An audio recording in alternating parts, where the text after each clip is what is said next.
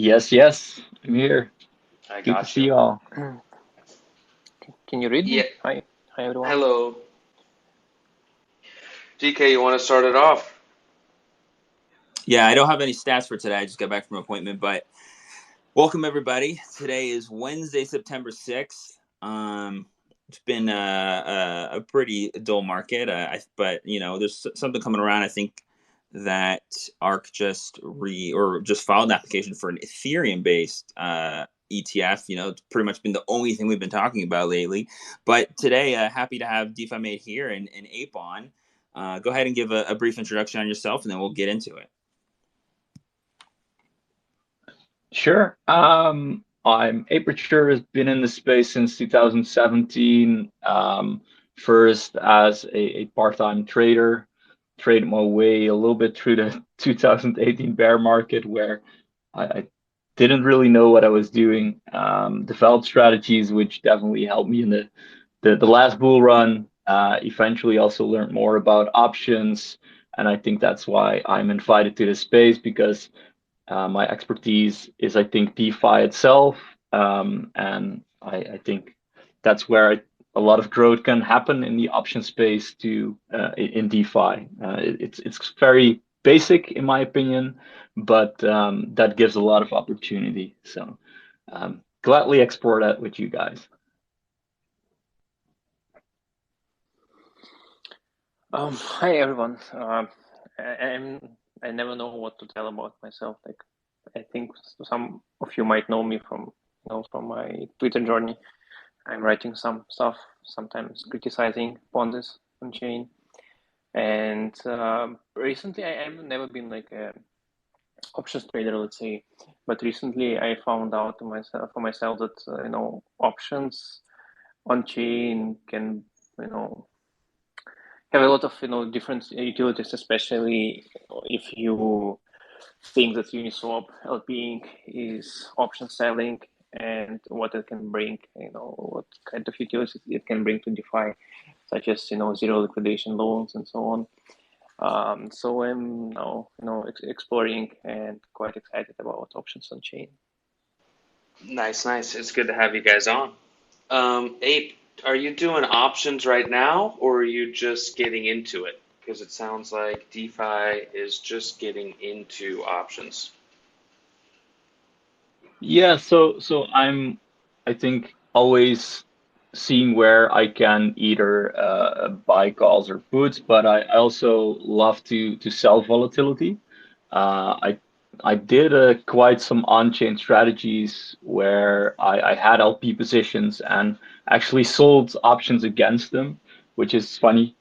Like DeFi Made Here just made the point that you're short volatility as an LP, but I realized that the premium you would get from some option selling would actually make up for that.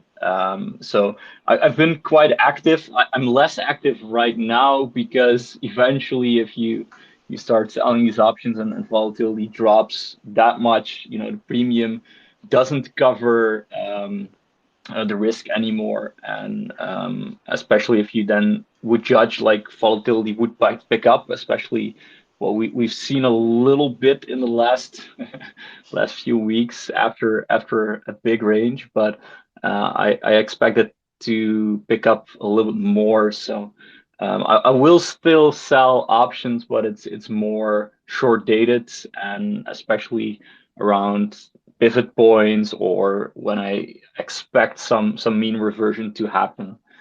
So I'm a little bit less active, but still trying it out. Yeah. And for anybody who's listening, I guess on the recording, the current price of Bitcoin is 25,900 and ETH is 1650. Devol sitting at Bitcoin devol sitting around 40 and ETH devol around 37. So last 2 weeks ago, I guess on the 18th, we had a spike in volatility. I wrote about it a little bit in the last Premia newsletters. There was nothing that we could have imagined, right? It was all crypto specific news. It wasn't necessarily macro changing. It wasn't rate cuts. And, we can go on about, I know Toga loves macro talk so much. Coming into the end of the year, we have some ETF approvals. We have some just crypto specific news. Nothing on the macro landscape is changing. Are you guys playing any of the GBTC trades? Are you guys trading options around these dates? I know we're due, I guess January DK is kind of when the first one's supposed to be. Are you guys playing any options or any plays around this? Well, yeah, January is the final deadline for, I think, the ARC Bitcoin. So if they were to do a bucketed approval, that's when I think it would be. It would be closer towards the end deadline of, the first end deadline. But who knows? It could be any time. It could be tomorrow. It could be in a month. But my anticipation is it'll probably be sometime beginning of the year. Yeah, this is why I'm done selling volatility. I'm out. I'm pretty much out. The fund is winding down. We're looking into some new ventures. I'm sure one of them will be public eventually. But yeah, right now the risk reward just doesn't seem amazing, right? We're just ping ponging vol. I mean, we could ping pong like devol 30, 50, 30, 50, but you just get these crypto specific news spikes that at any time we could just spike, back up to mean revert back up to devol 80 handle, let's say. And just for me right now, it's just not as fun. The memes when the bull market's back and when volatility is back, Jake will have some amazing memes. But for right now, we're just sitting on our hands. Ape and DeFi, are you guys playing this short vol, long vol? How are we coming into this ETF end of the year, beginning of next year?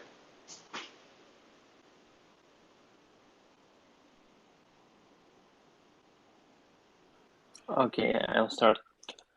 I'm not trading any traditional options, let's say, right now. I don't want to show the projects I'm involved with, but I'm trading on good entry, which is same as trading options, but you don't have to pay premium upfront, but you pay premium on per block basis, and it gives you some sort of non-liquidatable perks, yeah. So I'm actively trading over there, but no real options trading or selling right now for me. Sorry, what was the name of that protocol? The one that you just mentioned, DeFi? It's called Good Entry. Good Entry. It's built on top of Uni with 3 liquidity. Oh, nice. I'll have to check that one out. And Abe, how are you playing this ETF approval? Well, I tend to ignore a lot of the stuff around the ETFs. Like that, I think there's too much focus on that in itself. Like people speculate around that, but I just want to look at the market as it is, what we see. So, for example, we saw for months outflows of stable coins out of the market.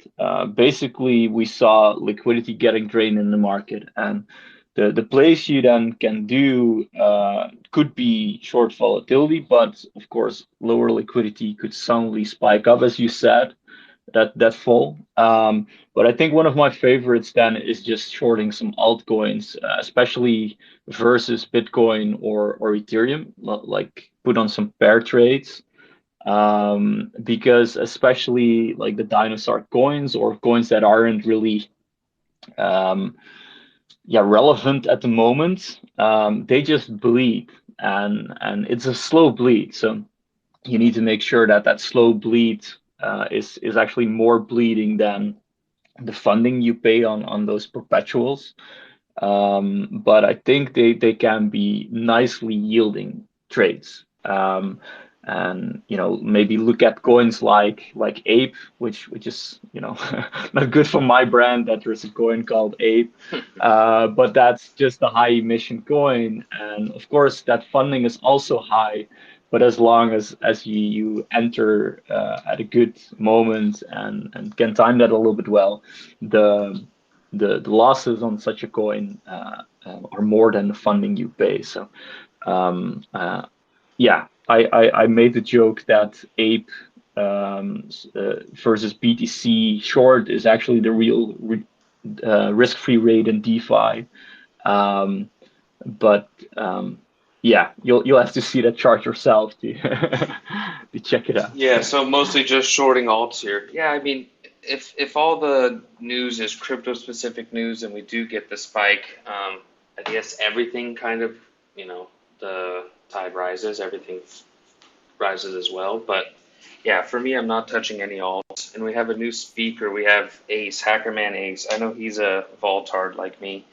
Ace, are you playing any options around these crypto specific news or dates?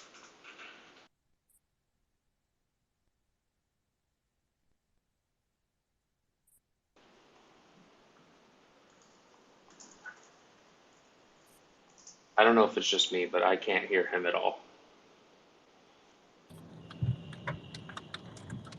Me neither, but he also just unmuted, so maybe this is a Sam moment.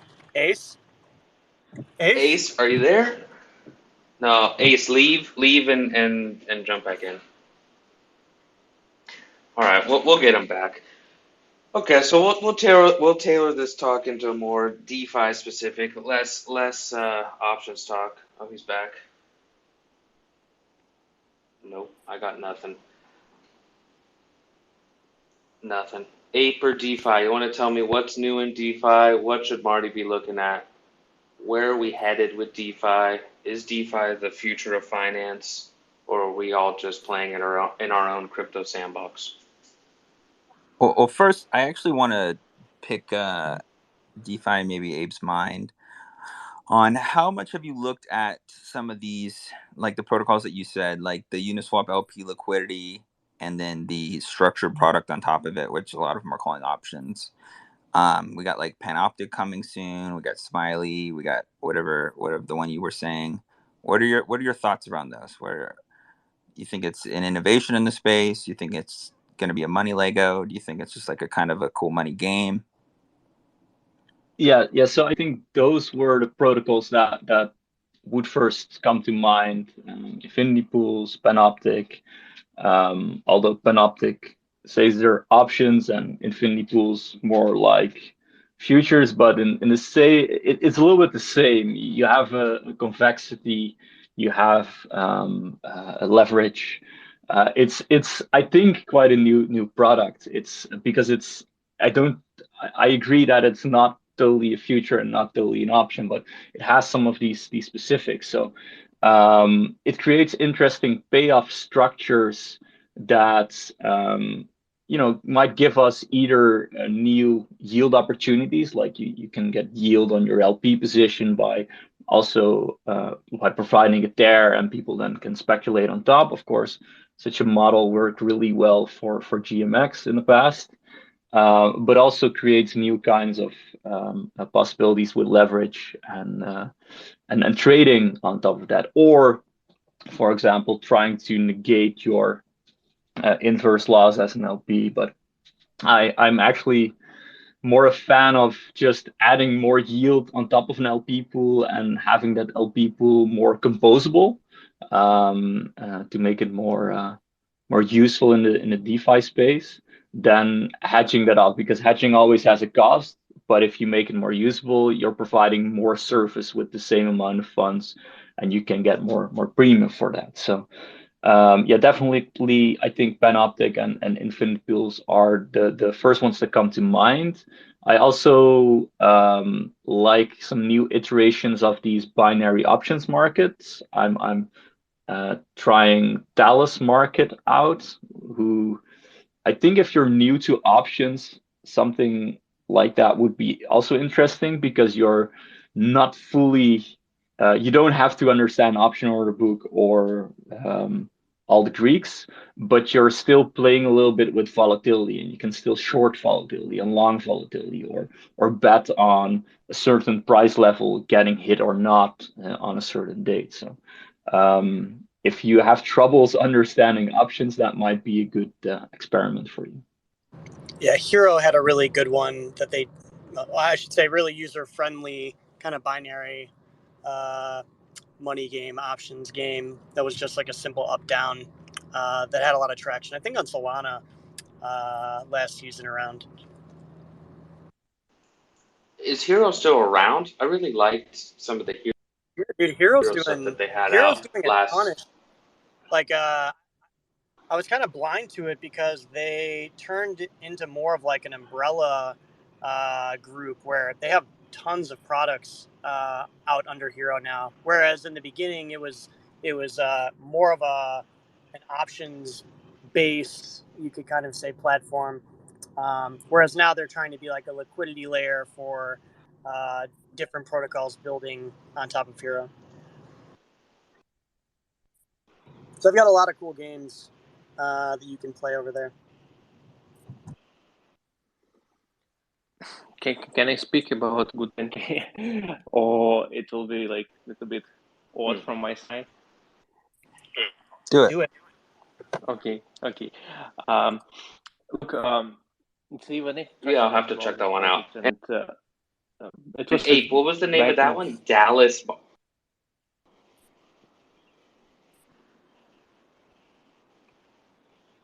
Go ahead. Yeah. Can I speak now? Okay, yeah. Sorry. Yeah. Go right ahead. Yeah. So I heard at the same time when Infinity Post came out. I mean, like news about it. I think it was like back in March or something like that. So I was studying all those projects. At the same time, a lot of projects which we were building on top of Uni3 or some sort of that came out, and they have all of them have some differences. What they like, about good entity, it's like very simple. It's like options trading, which is wrapped into like Props UI, and while technically this is like an RF fork, for Uni3 positions. So traders can borrow Uni3 positions from liquidity providers and open trade, so their entry is always protected. You know how Uni3 ranges are working, and traders, they do not lose money if price is going against them, and they cannot be liquidated because the price goes against them, and they don't have to pay any upfront fee. They don't have to pay any upfront premium or whatever. They're just paying funding fee, which is Uniswap fees and borrowing rate, what they're paying to liquidity providers. While liquidity providers, they same liquidity providers who provide liquidity to Uniswap, they can do it through good entry, and they will be getting extra yield on their position. So on top of like Uniswap fees, they will be getting also borrowing fees from traders. So it's kind of win-win situation, and it's like very simple and straightforward. I like it. Some of the other projects, they're a bit more complicated in my opinion. Infinity Pool, I don't know exactly how it works because I haven't tried yet. I think it's not live yet. And by the way, on good entry, we are finishing now third audit, and after actually we already finished. We are just waiting for report. Once report is live, we'll open source the code, and we'll remove the caps on the vault so everyone can deposit liquidity if they want. But personally, I'm providing liquidity and trading for more than 6 months or around 6 months already. Yeah, so what I was saying that like on Infinity Pools, it seems to me from what I read a little bit more complex when you have to pay this upfront premium, like upfront yield to liquidity providers. There is a project called Limitless. They also made it a bit complex. Traders still get negative PNL if price is going against them, but they don't get liquidated. I think this is something what was it Dopex or was it rture who was doing this for GMX? I don't remember exactly. Someone was doing this protected options. I remember. I think it was Dopex. I think it was Dopex. Yeah, they were doing for GMX. But personally, for me, it's like not very useful feature. But probably someone can can find a way how to use it. I think Panoptics is quite similar to Good Entry. I'm not 100% sure, but I think they're quite similar. However, they're not live yet. But yeah, overall, like I like this sort of, I don't know, should we call it innovation or just something like, new what came to DeFi markets. But it's it's exciting. And definitely, actually, for me, because I have like some let's say trading experience, and for me, I stopped trading actually like active trading years ago because mentally I couldn't handle it anymore. And now with Good Entry, I start trading a lot again because I don't care about size, I don't care about leverage. I just open the trade, I just ape in, and I don't care if price goes against me. It's such a mental relief for me. But I would definitely not recommend you to have long-term trades because funding fees can hit you badly.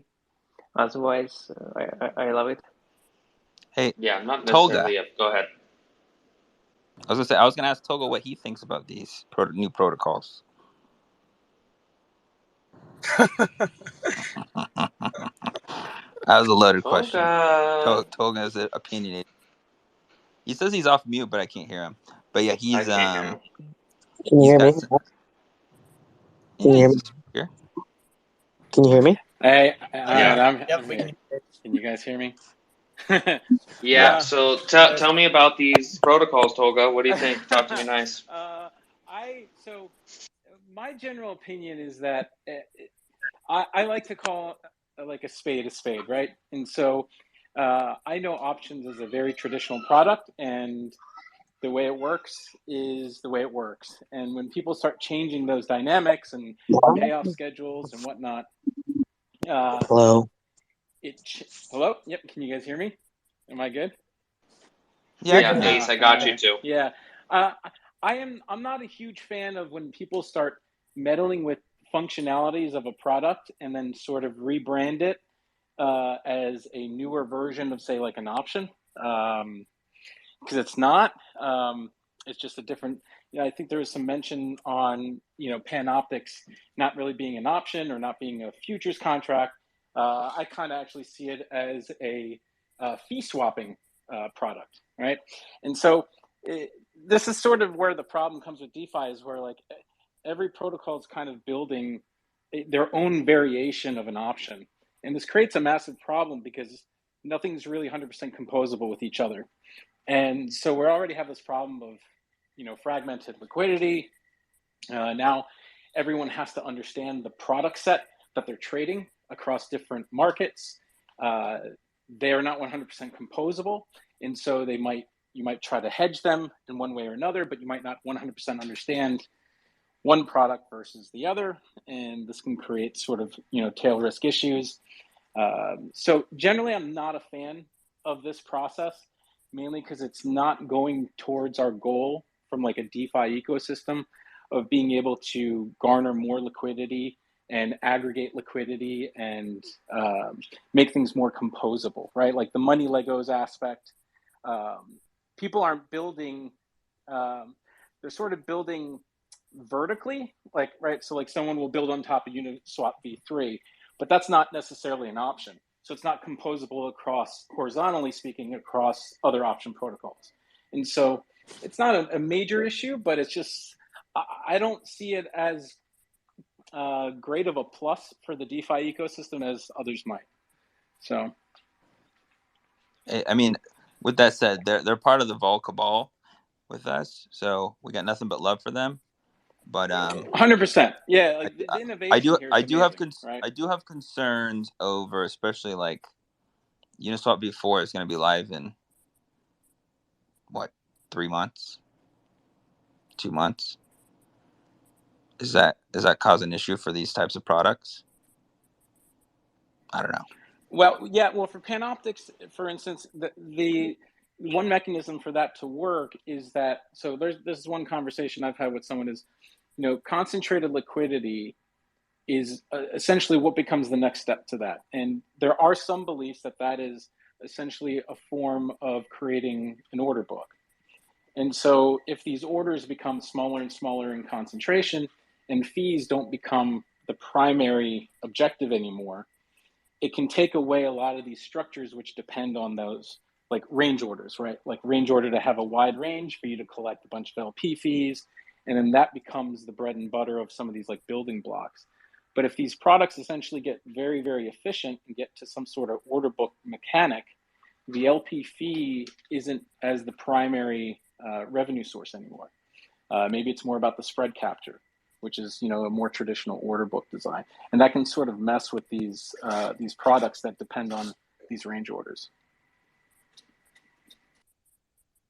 Well put. Can you Speaking of explain it to building me like I'm blocks, 5? Yeah, can somebody explain this good entry? Maybe DeFi, you can explain it to me like I'm 5. Is it essentially, I haven't even pulled up the docs, but is it like a structured product? Is it like a exotic options build out, or are you using the Uniswap v3 lending pool? If you can't be liquidated by price, then how do you lose money, right? Is it by time, or is it by I guess it would have to be by time, right? If it's not by price, then it's by time. Yeah, it's by time, but time is not defined, you know, because you're paying a funding fee. Funding fee depends on utilization. I mean, like how many traders are borrowing liquidity from liquidity providers. So, you know, to put it in a very, very simple, you know, way, imagine that this is our market for UniV3 positions. Yeah. So traders are borrowing liquidity from liquidity providers, and they're paying them borrowing fee plus Uniswap fees. Yeah, and over time, you know, when traders are paying funding fees and so on, their collateral is, you know, is decaying, let's say, and then actually like there have been like very few liquidations so far on good entry. What we are doing, we are like deleveraging the positions, but yeah, I mean, liquidation can happen when collateral, you know, is becoming less and less because of the funding fee. And funding fee sometimes can be high if high utilization, and a lot of, you know, Uniswap fees can be low if there is not much open interest and price is not moving and so on. I mean, like if you check on the website, on the UI, it's showing that hourly funding fee is 0.005% now. You know, so it's not like, you know, you're paying 1% in an hour or something like that. But sometimes, you know, funding fees can be high. So actually, like I tested now, and I paid quite a high funding fee, probably with a leverage, including like leverage and everything on the size. It was probably 0.8% in one day, so it's quite a lot. But because it happened because, you know, because of high Uniswap fees, the price was on the range, and it was crossing the range back and forth, and it cost like a lot of swap fees. I can send you like a thread in DM, so I can send a thread here in the comments, so like you can read a little bit more about it if you're interested. Sure. So the end user, I'm just trying to wrap my head around it. The end user pays a funding fee. They pay what other sort of fees are they paying? I mean, the fees just seem astronomically high, right? And the protocol has to make money as well. So you're paying the Uniswap fee, you're paying the funding fee, and then you're paying I guess like a rebounds fee, or a fee to the to you guys. There is zero cost to open and close position on good entry. Like traders do not pay any open and closing fees. The only fees traders pay is borrowing fees to liquidity providers, and let's say they pay a funding fee. Funding fee consists of borrowing fee and Uniswap fees. So when price goes through the ticks, which we set on good entry. Like there are these Uniswap swaps, and at this moment, trader is paying these fees as well to liquidity providers. From a cost standpoint, do you think it's similar to, say, like perpetual futures contracts, where, like, Yes, obviously those are funding rate driven? They it's can obviously go actually, very high and be very cheap as well, but they have a very wide range, right, in terms of like their annual charge. Yeah, it's there are like on the UI you can like check the charts, so you can see like utilization and so on. So I mean, how historically the price, the fees were changing. So it's like perpetual futures, and or perpetual options or whatever. But in fact, it's like you're trading spot market, and you have instant settlement at any moment. So. Like from traders' perspective, they're just trading perps, but they have protected. They don't lose money if price goes against them. The only difference will be also that they have to choose activation price. You can buy, you can enter a position in the money or out of the money.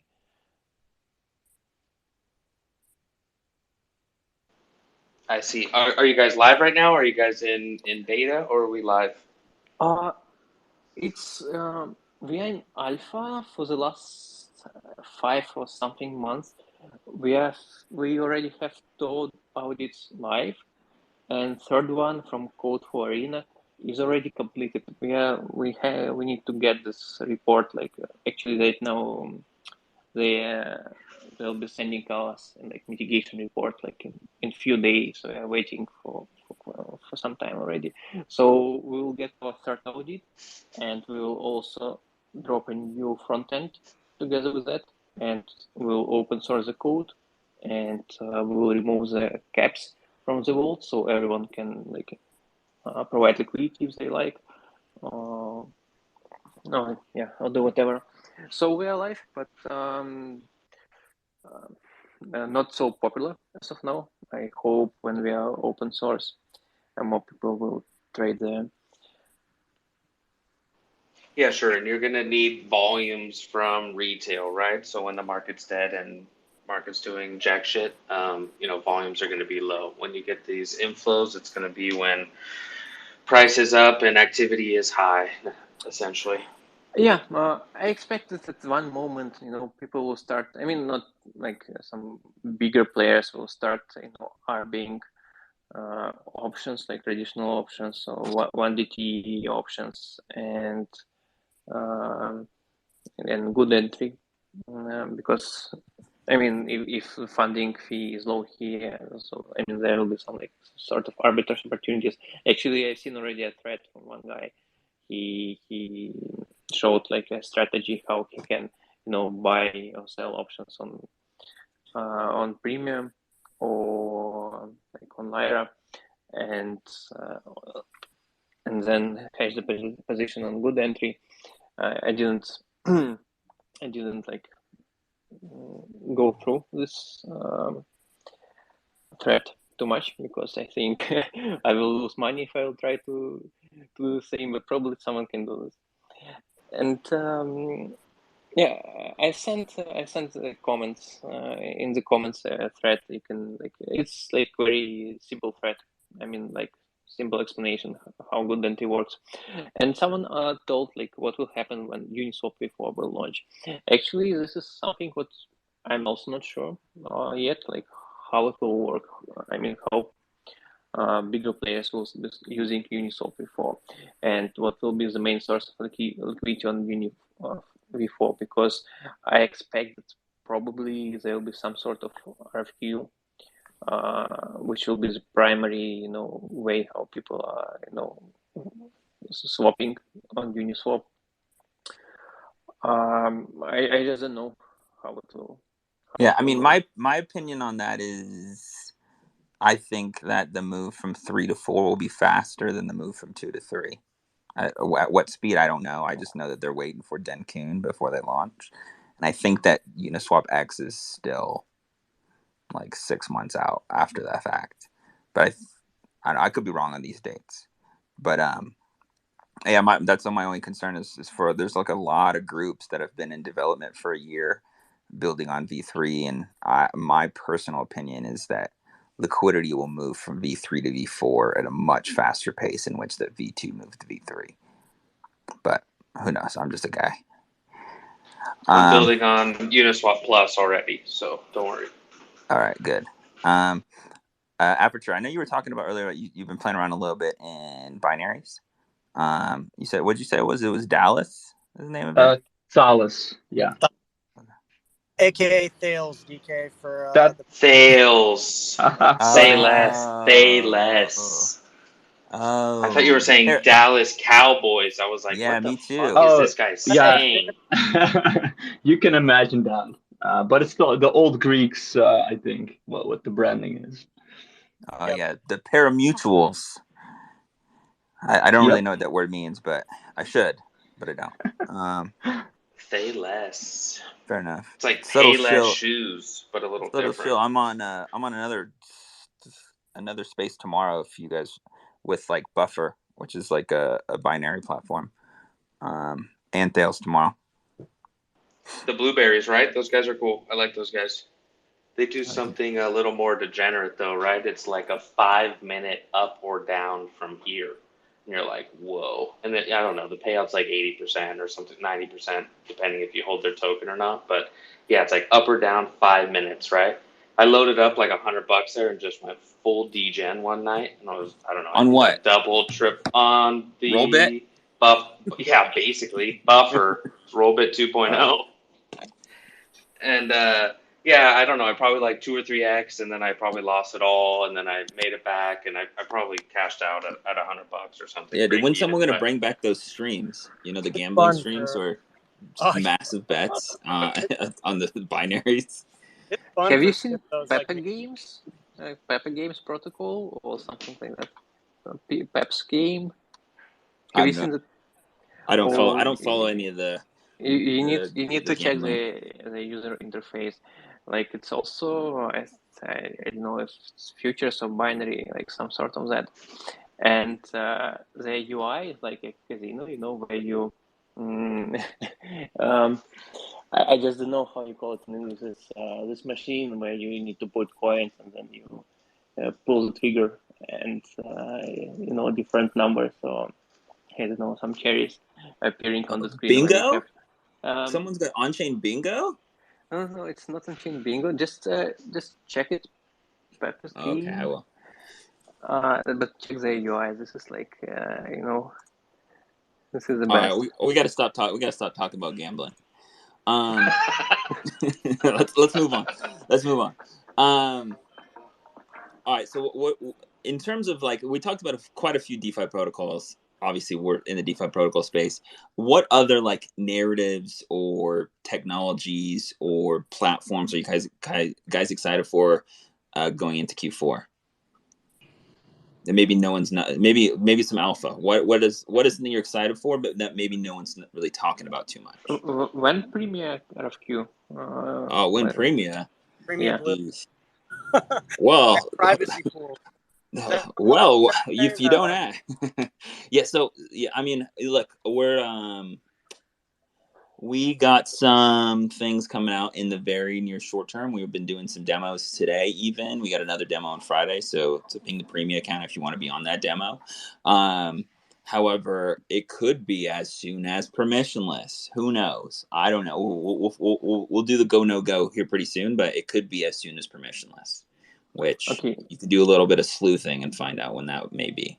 Okay. And, you know, just curious, like, have you found, like, liquidity providers for your Q engine? And how reliable are these, you know, liquidity providers? Don't they disappear when, you know, things go south or north? Some are very reliable, right? But you just have to know the right people. Yes, so I'll give everyone a kind of an overview of the market and the challenges that you are as a DeFi dev in the options space, and then maybe we can lead into that question that you asked. So there are almost no on-chain market makers for options, right? Like all the big market makers, they're pretty much Deribit solely.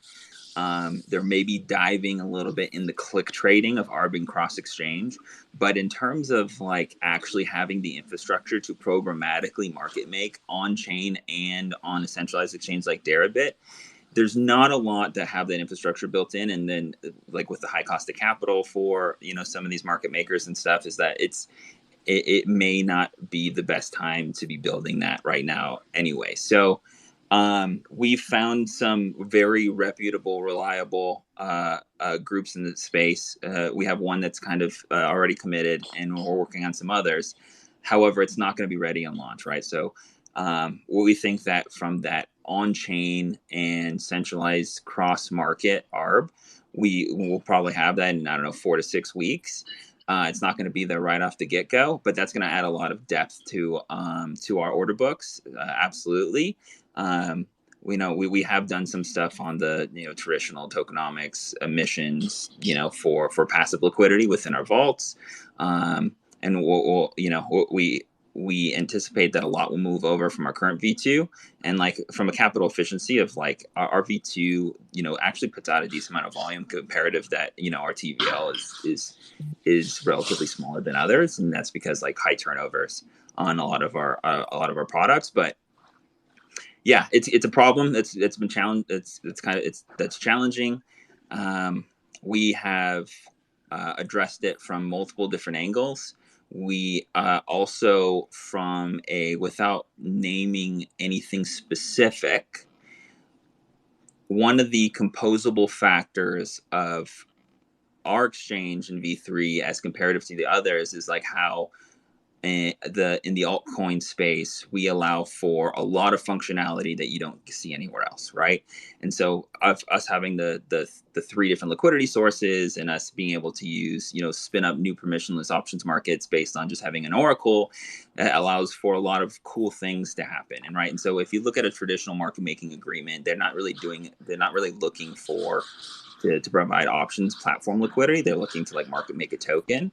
However, if you allow for options to be traded on those altcoins, then the traditional market maker agreement, where it might just be a loan of, you know, so much in native token, and then they have call options on that. We can actually start issuing, you know, some of those call options on chain, but we can also make more structured products for those market makers, so that, you know, that under different scenarios, and given that we don't know when like a lot of volume will return, you know, market makers that need to have some sort of guarantees in a lot of ways. But there are ways within at least our V3 platform in which that we think market makers will start to develop new types of market making agreements for, you know, a lot of groups that have a lot of native token. They obviously want some like DEX or centralized exchange based market making to occur, and they need to add in an options component to that deal, and we hope to be the place for a lot of those deals to live, right? So it's not going to be on, you know, the first hour. I don't anticipate us having a real depth of liquidity, but as we start to mature some of these things that I'm discussing, we're building some of it. We have partners that are building it, some of it, both on like a protocol to firm relationship or protocol to market maker relationship. And so we're building it in a way that it's like easily scalable. So like it's not just us, but then if there's all these other altcoin markets that are start to exist, they can easily take one of these deals and deploy it in relatively quick speed, right? And so that's some of the stuff that we're focusing on, the protocol to protocol efforts. You know, we have some guys in the market making space that we've been dealing with a lot lately, and we're really excited for these new types of arrangements to be made. But it's not going to be something that happens overnight. That's for sure. Got to I was asking about like liquidity providers for this RFQ system, because, you know, recently when there was like some severe volatility on the markets, even cash flow, which is, you know, considered, you know, to have good liquidity providers, and they don't have that many points which you can trade with hash flow. Even their liquidity providers were like gone. They were, you couldn't make a swap on hash flow because there were no sources. So curious, like if you can find reliable sources. Yeah, I mean, Hashflow, if you correct me if I'm wrong, but Hashflow's business plan is kind of like cross-chain swaps, no? No, Hashflow, unless I'm missing something, but Hashflow is just, RFQ DEX. Oh, an RFQ DEX. Okay. Yeah. But didn't they also recently have an exploit or something? Or am I getting my hash? There's like 90 hash protocols. I don't remember. I'm just saying, like maybe that's the reason. Yeah, RFQ, like I said, like on-chain market. So like they're just a DEX, right? And so like there's a decent amount, especially in the MEV space, that have the infrastructure in place to actually hit an RFQ endpoint and provide like a real quote. Just because it's a traditional swap, and they might have the inventory sources, it might be like MEV native, and like they're doing like some sort of solving. But yeah, like they have a little bit of on-chain market making. Right now, the option space really has none. You'll see some click trading, like I said, but there's none on the programmatic side. So yeah, we have some that are starting to look at our RFQ system because we do, we do bridge that hybrid on-chain, off-chain experience. So if you just want to be a programmatic trader, then you can do that. And that's the approach that we're doing with our very reputable, respectable on-chain market maker that's coming around. And I think that it's going to be, we're going to be open sourcing a lot of that code. So the ultimate goal is that there are multiple of these market makers that come around, and that the spreads get so tight that it really gives a breadth or a depth of liquidity on our exchange. Yeah, that's how we're thinking about it. In terms of like Hashflow specifically, I'm not entirely sure, but there is definitely a market for an RFQ based DEX, right? Like CowSwap is super successful. Like Froggy and I have been talking about this for a while. Like the Uniswap X is kind of positioning itself to be an RFQ endpoint for swaps. And then the next logical step from that is being a full intense based architecture, right? And so like that's where we see a lot of the things going in this space. I think Uniswap is just kind of positioning itself there. It's definitely something that we are heavily thinking about internally. And so, yeah, it's going to be a little bit of time to kind of solve some of that. Yeah, I think Hashflow is the biggest RFQ DEX. I mean, at least from as far as you know. Yeah, I don't know. Can anyone else tell? Because I always thought that like Hashflow is like has some volumes, quite some volumes. AVO is going to be the biggest RFQ DEX, even though they're not 100% a DEX, right? They're centralized backend, but they're going to be the largest ones in terms of volume, from what I know. Yeah, but as of now, Hashflow is like doing a lot of volumes, and if you check, if you go to 1inch and try to make any swap, like maybe quarter of liquidity will go for Hashflow. But okay, that's a separate topic. And what I want to tell about this altcoin options market. Also, like on good entry, any protocols they can come deploy their vault. It's not permissionless as of now, but it will be in the future, I guess. So any protocol can come create their own vault and deposit liquidity into there. So you have an options market for your coin, or you have a perps market for your coin. Any on-chain, any on-chain coin can do that. If Premia wants to have the perps market, go to a good entry, deploy a vault, and you have it. Amazing. I got a few more minutes. Then we have to wrap it up, or my boss who pays me is going to get upset. Mm-hmm. Somebody told me that there was going to be some hack codes being dropped during the show. So in my last tweet, I put the store link in the top right. There's a code to unlock the store. The code is going to be all caps pimps. If you guys couldn't have figured that one out by now, the store, you could have unlocked the store for 2 weeks. But the code at checkout is going to be hedge with no S, just hedge, all caps. There's 30 hats available, one per customer. So pimps is to get into the store with an S, all caps, and hedge is to get a free hat. The link is in my last tweet. Okay, so go ahead, order some hats. We got a new supply. Is it a new line? Yeah, well, the store's a little messy right now. You know, my intern left. It's just me. But there's market makers love her in various colors, and there is all hedge, no edge available in black. So make sure to go get your free Marty hat. And everybody loves the hats besides the fuckers who didn't get a hat. So that's why it's funny.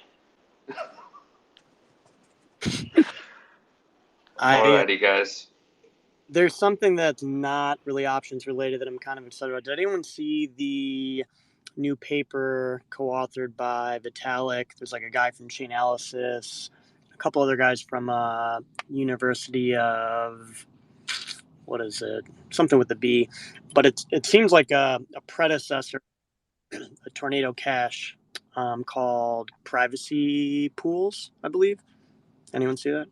Yeah.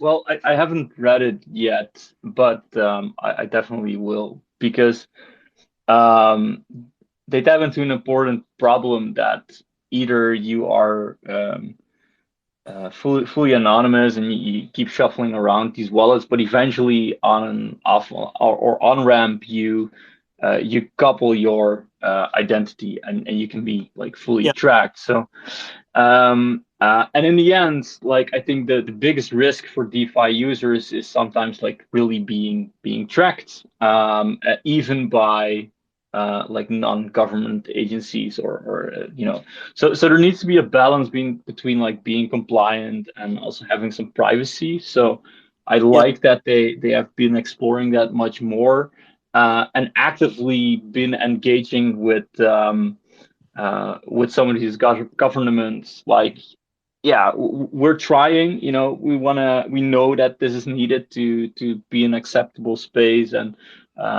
bring crypto to a next level and bring maybe more TradFi on or broader adoption. But we also care about privacy, and it's always a delicate balance. But I'd rather have experts in CK technology and on Ethereum do something about it than some regulator who actually doesn't really understand the space itself.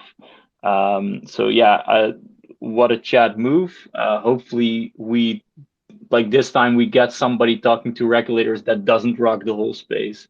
And yeah, hopefully. Yeah, CZ's next. Yeah, he's gonna be talking to everybody. So don't worry. Yeah, I know we're like close to time, so I don't want to spend too much time on talking about it, but definitely something worth reading, checking out. It's called Privacy Pools. Amin Soleimani, I believe, is behind it or launched that. He demoed it at ETH Denver when we were there, DK. But I'm pretty sure it's live now. Like you can actually go and use it. It's a variant that actually make sure that you are not one of these sanctioned accounts, or if you ever interacted with a sanctioned account, but it allows you the same functionality that, like, you know, that the privacy that you preserved with Tornado, just remove any sort of sanctions from the equation. It's like a OFAC chain clearance, essentially. It's like a OFAC blessed Tornado. Amazing. OFAC blessed. Somebody in the DM said, I work for Hashflow. Let me in.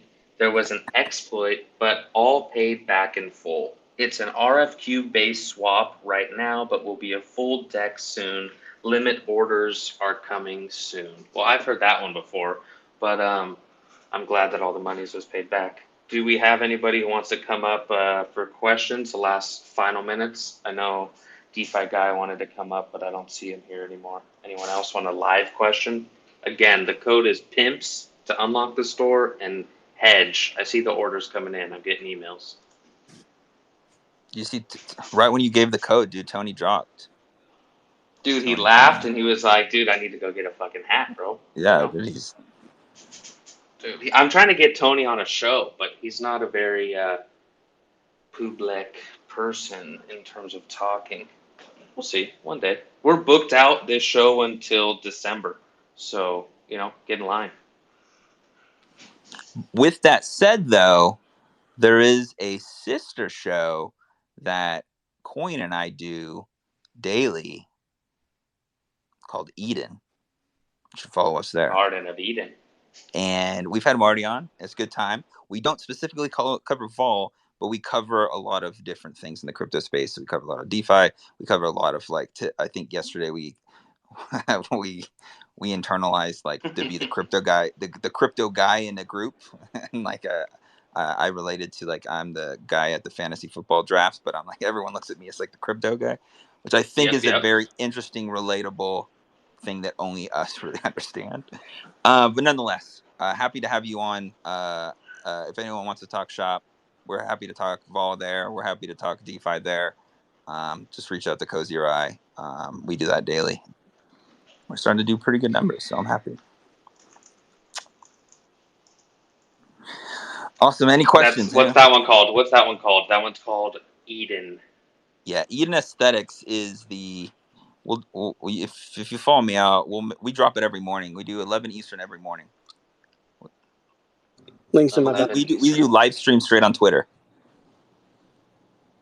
I'll be there. It's that easy, pimps. It's that easy. Well, thank you guys. Thank you, Ape. Thank you, DeFi. Thank you, Tolga, DK, Cozy. Until next time, I'm